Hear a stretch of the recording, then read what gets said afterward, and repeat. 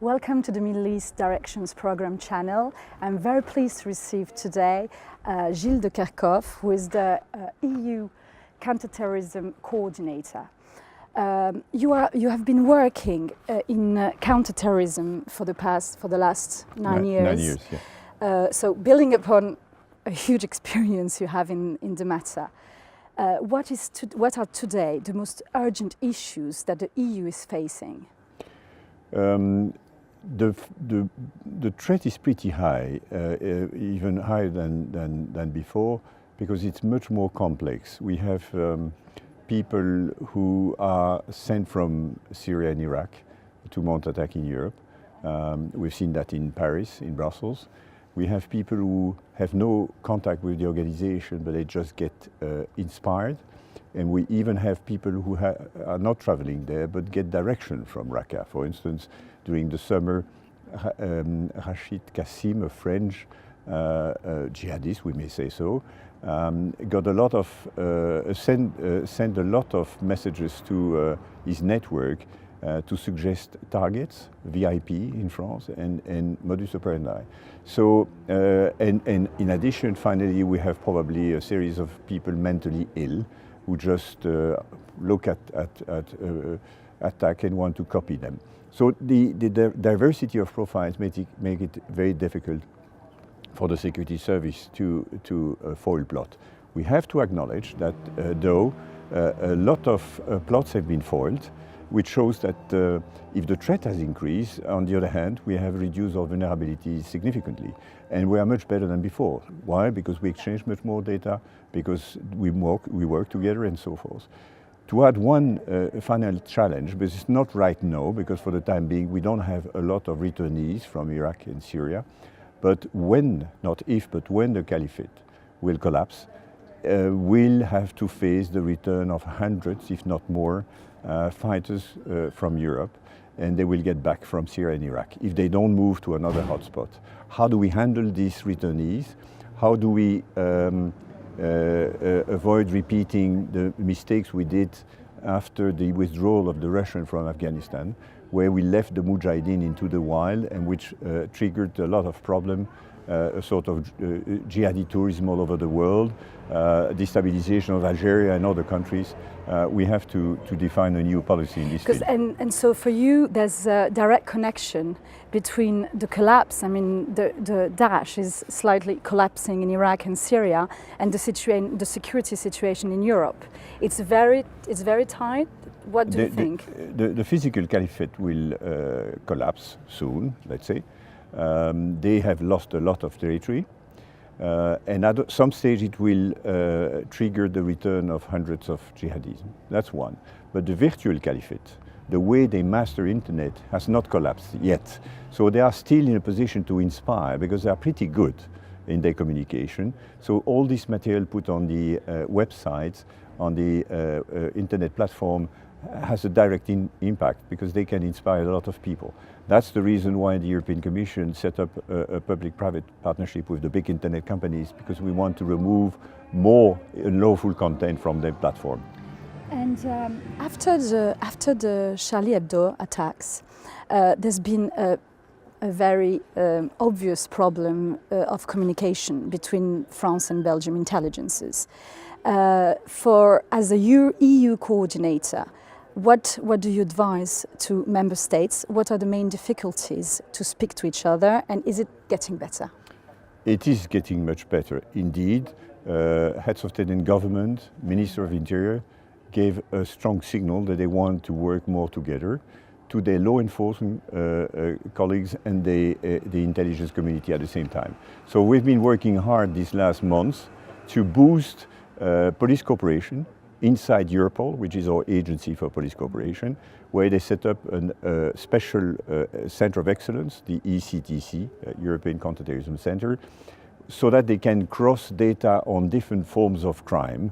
Because what we have seen in most of the recent attacks, it's that many of these jihadists, if not all of them, have a criminal past. So you need to connect the dots and cross data on criminals, crime, smuggling in drugs, counterfeiting in documents, smuggling in firearms, and so on. That is on the law enforcement side. On the intel side, the so-called Counterterrorism Group, which is a body outside the European Union where the 28 security services plus Norway and Iceland meet, they have now structured their cooperation. They've set up a platform, an IT platform, a human platform, and exchange has improved significantly. So the next challenge will be to build a bridge between these two separate tracks, the law enforcement one, the intel one. And that's exactly what the Commission suggested in a recent communication. It will be difficult to achieve, but we need to do that because one of the first lessons from 9/11 was that they were not connecting the dots. The CIA and the FBI had all the information which, if they had been put together, would have prevented 9/11 to happen. So we have to follow the same path. And concerning the Middle East, you've been traveling extensively to meet partners and other countries. What kind of cooperation can be done with Middle Eastern countries? So Minister of Foreign Affairs, at a meeting chaired by Federica Mogherini, asked that we conclude design counterterrorism partnership with all the countries around the Mediterranean.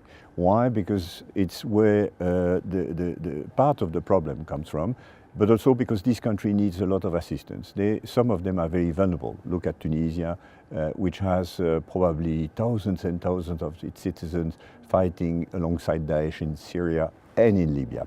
But it applies to Jordan, to Lebanon. So I have, with the colleagues of the European External Action Service, started negotiating this counterterrorism partnership and try to mobilize EU money, EU expertise, member states expertise most of the time, to support the efforts of these countries in border management, in the criminal justice approach to the fight against terrorism, because in many of these countries it's too often intel-led, but it should be justice-led if you want.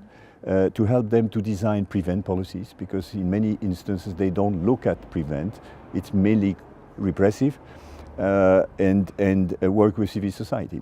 So we have started doing that. We have achieved significant progress with Tunisia, Lebanon and Jordan.